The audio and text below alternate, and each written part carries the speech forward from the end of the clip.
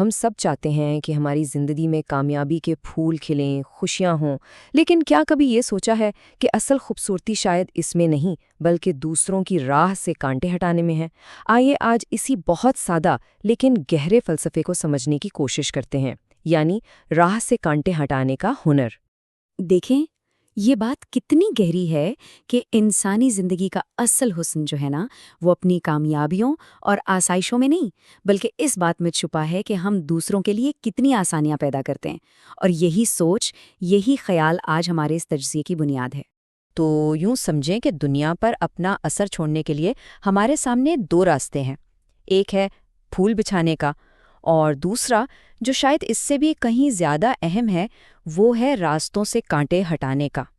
اب سننے میں تو یہ دونوں ایک جیسے لگتے ہیں نا، لیکن ان کی اصل روح میں زمین آسمان کا فرق ہے، اور یہ فرق بہت گہرا ہے۔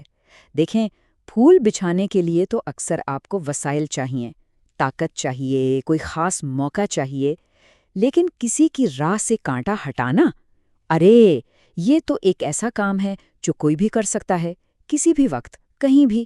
یہ شاید انسانیت کی سب سے بنیادی اور سب سے خوبصورت نیکی ہے۔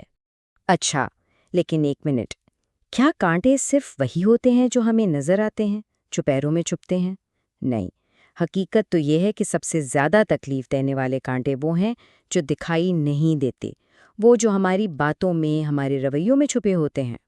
تو یہاں کانٹوں سے مراد صرف کوئی نوکیلی چیز نہیں، بلکہ وہ سخت الفاظ، وہ ناگوار رویے، وہ غیر منصفانہ فیصلے ہیں جو سیدھا کسی کے دل پر جا کر لگتے ہیں، گہرا زخم چھوڑ جاتے ہیں۔ یہ وہ نظر نہ آنے والی رکاوٹیں ہیں جو کسی کی ہمت اور خود اعتمادی کو توڑ کر رکھ دیتی ہیں۔ کبھی سوچیں اس بارے میں، کوئی سخت جملہ جو کہہ دیا، کسی کو نیچا دکھانے والا لہجہ، یا کوئی ایسا فیصلہ جو انصاف پر مبنی نہیں تھا، یہ سب وہ کانٹے ہیں جو ہم شاید جانے انجانے میں دوسروں کی راہ میں بچھا دیتے ہیں، اور مسئلہ یہ ہے کہ یہ کانٹے ان کے دلوں میں برسوں تک چبھتے رہتے ہیں۔ تو سوال یہ اٹھتا ہے کہ اس ہنر کو، اس کانٹے ہٹانے کے فن کو اپنی زندگی میں کیسے لایا جائے؟ اور اچھی بات یہ ہے کہ اس کے لیے کسی بڑے کام کی ضرورت نہیں۔ اس کا جواب ہماری روزمرہ کی زندگی کے بہت ہی چھوٹے چھوٹے عام سے لمحات میں چھپا ہے۔ آئیے کچھ مثالوں سے سمجھتے ہیں کہ یہ کیسے ہوتا ہے۔ مثال کے طور پر ایک استاد کو دیکھیں۔ ایک طالب علم سے غلطی ہو جاتی ہے۔ اب استاد کے پاس دو راستے ہیں، وہ اسے سب کے سامنے ذلیل کر سکتا ہے یا نرمی سے اس کی رہنمائی کر سکتا ہے۔ جب وہ دوسرا راستہ چنتا ہے تو وہ صرف ایک سبق نہیں سکھا رہا ہوتا، بلکہ اس طالب علم کو زندگی بھر کی شرمندگی اور ناکامی کے احساس کا جو کانٹا ہے نا، اس سے بچا لیتا ہے۔ یہ ایک چھوٹا سا عمل ہے، لیکن اس کا اثر بہت بہت گہرا ہو سکتا ہے۔ یا پھر ایک والد کی مثال لیں، جب وہ اپنے بچے کی کمزوری پر تنقید نہیں کرتا بلکہ اسے سمجھ کر سہارا دیتا ہے، تو وہ صرف اس ایک لمحے میں اس کی مدد نہیں کر رہا، وہ تو اس کے پورے مستقبل کی راہ ہموار کر رہا ہے۔ اس کے اندر وہ اعتماد بھر رہا ہے جو اسے زندگی بھر سہارا دے گا۔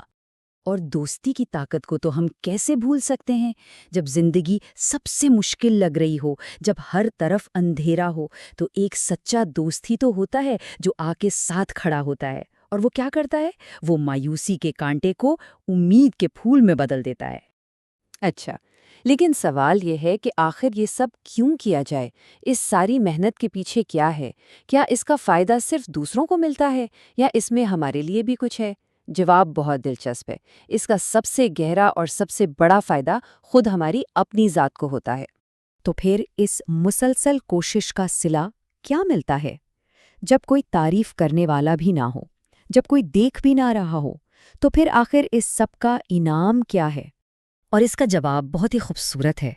اس کا صلہ، اس کا انعام باہر سے نہیں ملتا، یہ اندر سے آتا ہے۔ یہ ایک ایسا اندرونی سکون ہے، ایک ایسا اطمینان ہے جسے شاید لفظوں میں بیان ہی نہیں کیا جا سکتا۔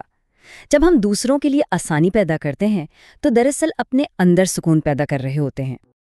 اور ذرا تصور کریں، جب یہی سوچ ہر ایک انسان میں پیدا ہو جائے تو کیا ہوگا؟ اس کا اثر پھر پورے معاشرے پر نظر آتا ہے۔ جب لوگ ایک دوسرے کے راستے آسان کرنے لگتے ہیں تو ان کے بیچ اعتماد بڑھتا ہے، اسی اعتماد سے محبت پیدا ہوتی ہے، اور جہاں محبت اور ہم آہنگی ہونا، وہاں ایک ایسا پرامن، ایک ایسا خوبصورت معاشرہ بنتا ہے جہاں ہر کوئی ایک دوسرے کا خیال رکھتا ہے۔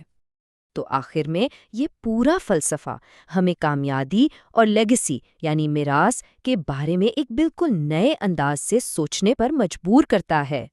یہ بات سنیے گا، اصل عظمت اس میں نہیں کہ انسان خود کتنی بلندی پر پہنچا، بلکہ اس میں ہے کہ اس نے کتنے لوگوں کو گرنے سے بچایا۔ کیا بات ہے! مطلب اصل بڑائی یہ نہیں کہ کوئی خود کتنا اوپر گیا، بلکہ یہ ہے کہ اس نے کتنوں کو سہارا دیا، کتنوں کو گرنے سے بچایا۔ تو اس کا مطلب یہ ہوا کہ آخر میں کسی بھی شخص کی پہچان اس کے الفاظ یا اس کے عہدے سے نہیں ہوتی، بلکہ اس کے اس اثر سے ہوتی ہے جو وہ دوسروں کی زندگیوں پر چھوڑ کر جاتا ہے۔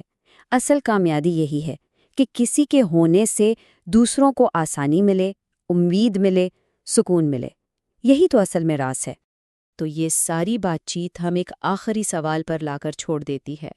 ہو سکتا ہے ہم سب کے پاس اتنے وسائل نہ ہوں کہ ہم دوسروں کے راستوں میں پھول بچھا سکیں، لیکن کیا ہم کم از کم اتنا کر سکتے ہیں کہ کانٹے ہٹانے والے بن جائیں؟ کیا ہم یہ عہد کر سکتے ہیں کہ اگر پھول نہیں بچھا سکتے تو کم از کم کسی کی راہ میں کانٹے بھی نہیں بکھیریں گے؟